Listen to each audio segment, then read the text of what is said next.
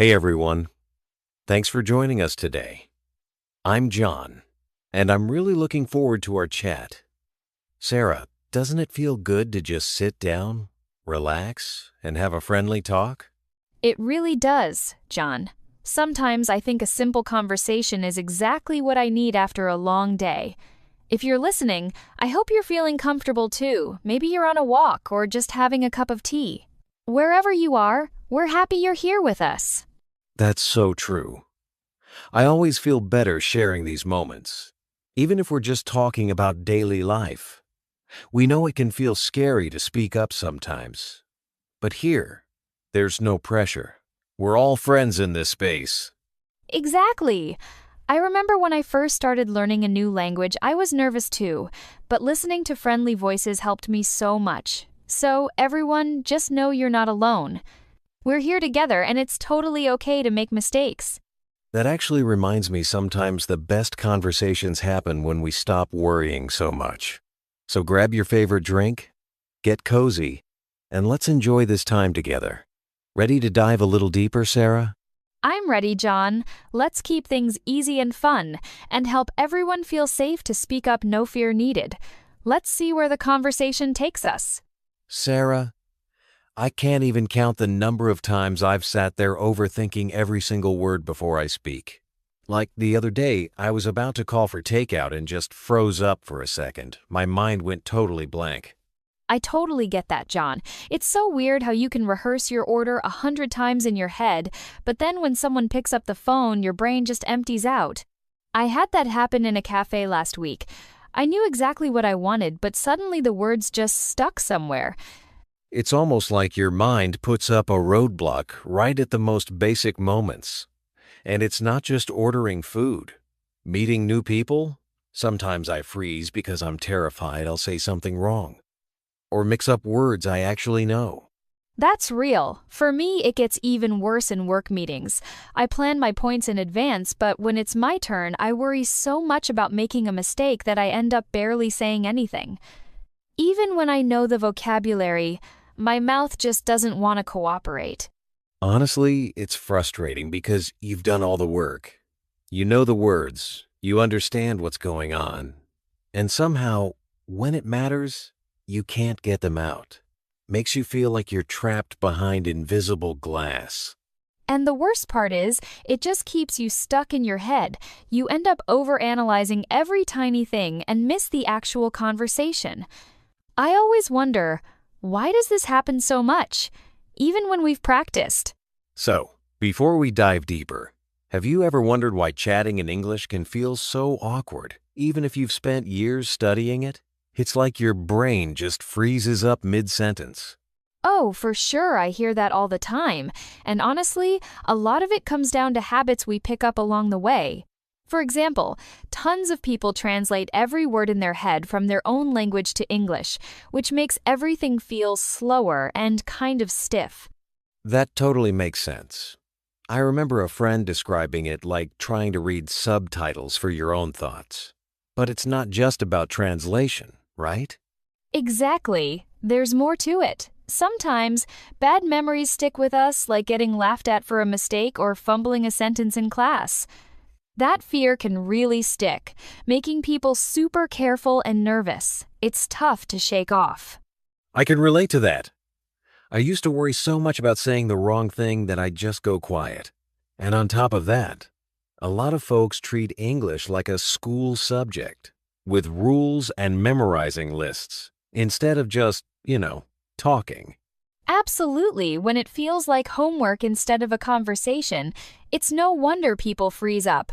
All these things make it really tough to be natural and smooth. And if you're stuck in those patterns, it's hard to get anywhere near real fluency. You know, Sarah, it's wild how our brains can just freeze up mid-conversation when we're speaking a new language. That slow thinking totally messes with your flow, like you know what you want to say, but your mind is a step behind your mouth. Oh, I've felt that so many times. It's like you're reaching for a simple word and it's just gone. Suddenly, what should be a simple chat turns into this mental juggling act. And it's not even about intelligence, right? It's just your brain switching gears. That lag makes every sentence feel twice as hard to get out. Exactly. I think that's what slows people down most. They start focusing on each word instead of the whole message. It becomes exhausting, and it's easy to see why people get stuck. I've noticed, once slow thinking kicks in, panic's not far behind. That moment when you blank on a word, suddenly, it feels like everyone's waiting for you, and your brain just hits the brakes. Oh, totally. The pressure ramps up fast.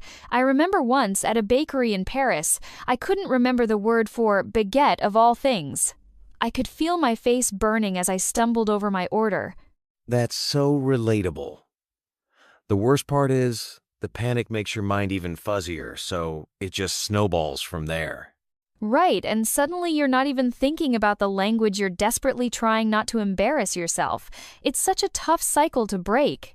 Honestly, after those moments, it's easy to start doubting yourself.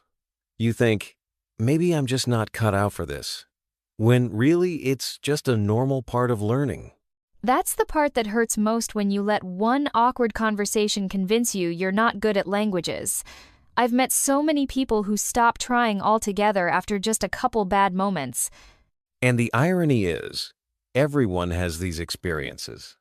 It's just that nobody talks about them openly enough. Exactly, and it's so much easier to keep going if you know you're not alone.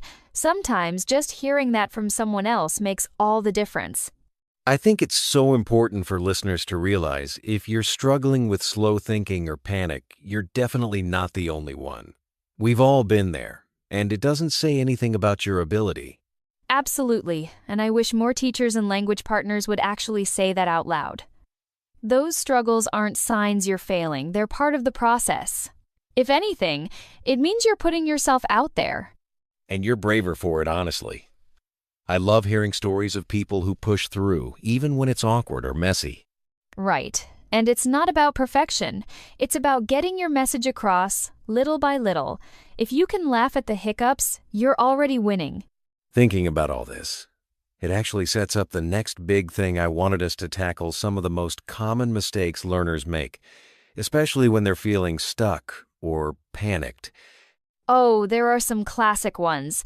Sometimes it's the small habits that hold people back more than the big, obvious errors. I've caught myself in those traps so many times.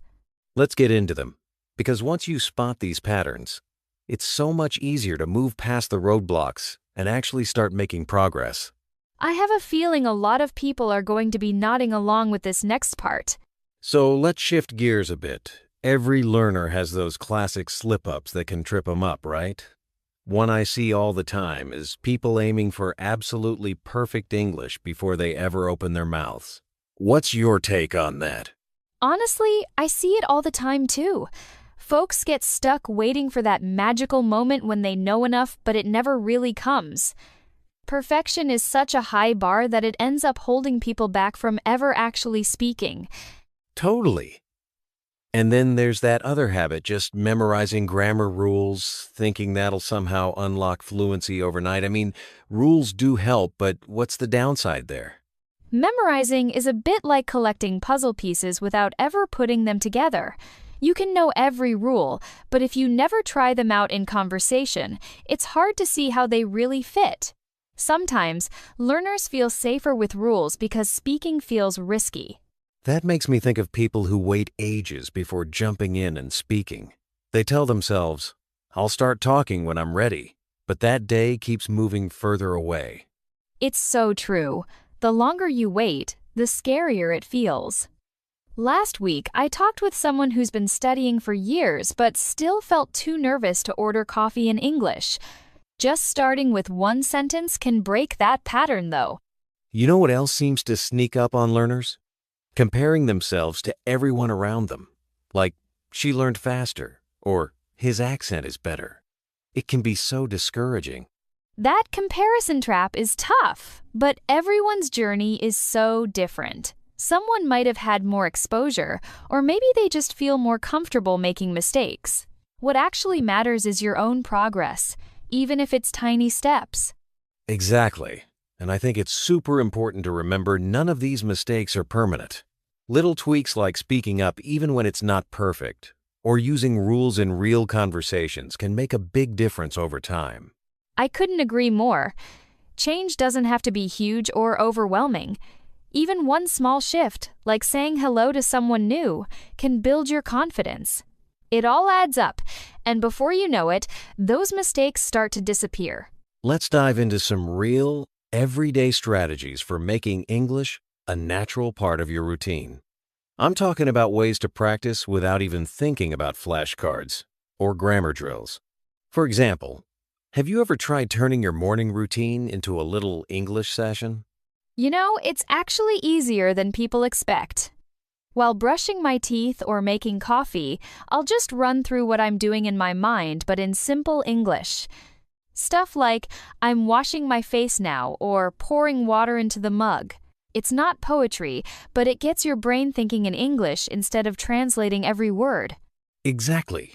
It's about thinking in ideas rather than searching for fancy words. Even if it's just find socks, open drawer, get dressed, you're building these little bridges in your brain. Your English becomes less about memorizing and more about just flowing. And the best part is, it takes zero extra time. Walking to the bus stop? Describe what you see. Green car, 2 people laughing, cloudy sky. Over time, that inner English talk becomes more automatic. That actually reminds me, accepting that your English might be a bit slow at first is totally normal. It's like cooking a new recipe. You check the steps, you fumble a bit, but you get there. The key is not worrying about speed, just consistency. Absolutely. And sometimes I'll pause mid-thought just to find the right word. And that's fine. Even saying, I don't know this word yet, in English is still progress. Quick example, if I don't know kettle, I might just think, I make water hot. It keeps the mindset positive. Funny how slowing down can actually help you learn faster, right? Instead of feeling pressure to be super fluent, it lets your mind build those connections naturally. Yeah, and honestly, slowing down removes that fear of making mistakes. The more relaxed you are, the easier it is to notice patterns like while cooking, chop onion, add oil. Stir slowly. You're almost narrating your life, one simple sentence at a time. And those basic habits spill over into your conversations with others too. If you can describe your routine out loud, even in basic terms, you're miles ahead compared to just memorizing vocab lists. What surprised me most is how these little moments build confidence over time. Even talking to yourself during a walk or while doing chores suddenly, using English feels less scary and a whole lot more natural. We've covered just a few ways to sneak English into your daily life, but trust me, there are plenty more simple habits coming up in the next part. So stick around, we're just getting started.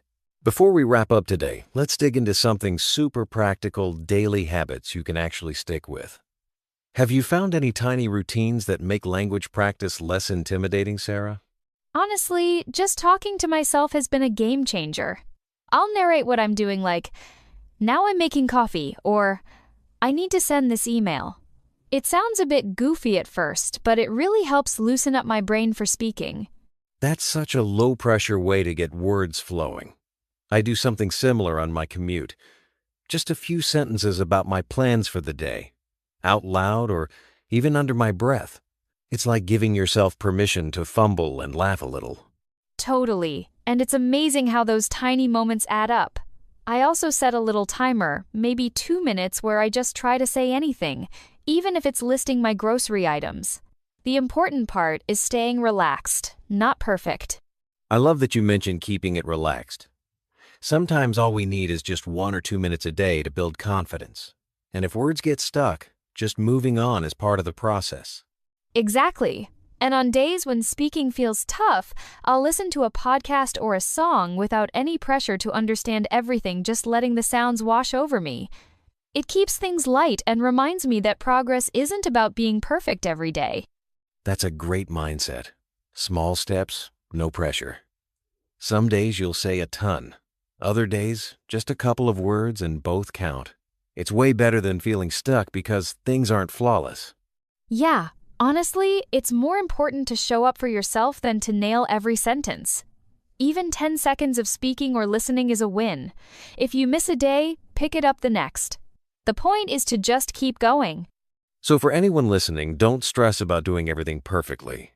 Just try a little each day and celebrate the small wins. You're already making progress, even if it doesn't feel massive yet. Couldn't agree more. Be kind to yourself and trust the process. Practice can be simple and even a little fun. You've got this. I think we forget just how normal it is to make mistakes. Sometimes it feels like everyone else is getting things right on the first try, and we're the only ones tripping up. Honestly, I feel that way more often than I'd like to admit, but every time I look back, the times I've really learned something were usually after a stumble, not a smooth run. Messing up actually teaches you more than coasting along ever does. Totally. I mean, think about learning to ride a bike. No one just hops on and pedals away perfectly. You wobble, you fall, you scrape a knee or two. But that's how you figure it out. Exactly, and it's wild how, as adults, we expect ourselves to skip that messy part.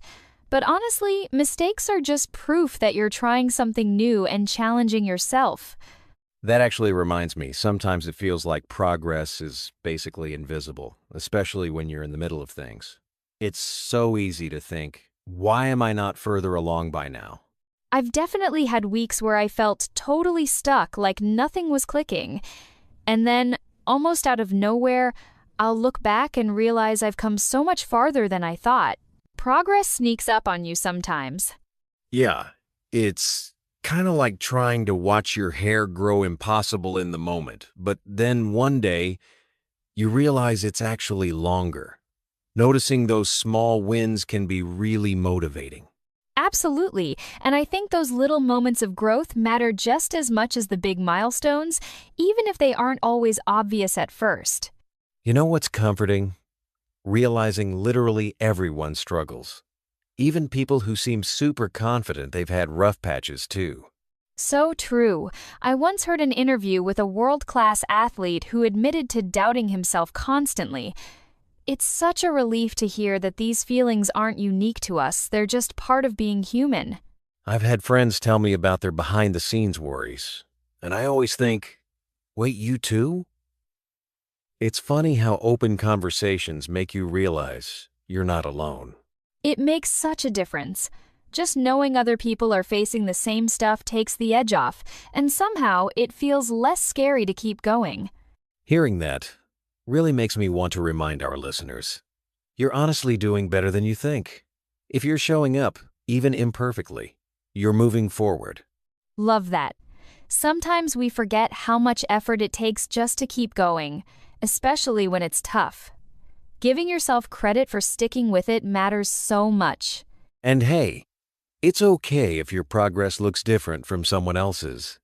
Your path doesn't have to be a highlight reel. It's about your own growth, at your own pace. Exactly. And celebrating those small personal victories, no matter how tiny, can really change your mindset. It reminds you that you're capable. So as we start winding down, I hope folks listening feel a little less pressure to be perfect all the time. We're all just figuring it out as we go. Yeah, and if today felt a bit rough, that's honestly okay. Tomorrow's a new shot, and every tiny step counts. Give yourself credit for showing up. We'll be back with a quick recap in a moment. But until then, just remember, you're not alone on this journey, and every bit of effort matters. After everything we've talked through today, I keep coming back to this feeling of relief. It's just nice to know we're not the only ones wrestling with these thoughts, It honestly feels like a weight off my shoulders. Just hearing you put words to those emotions, I didn't realize how much I needed that reminder that it's okay to feel this way. There's something really reassuring in hearing our own struggles echoed back. It kind of makes the whole thing feel less heavy, just knowing we're all muddling through together. For sure, and even if things aren't totally solved, I'm leaving this conversation feeling a little more understood, and that counts for a lot. Sometimes a little validation is all we really need.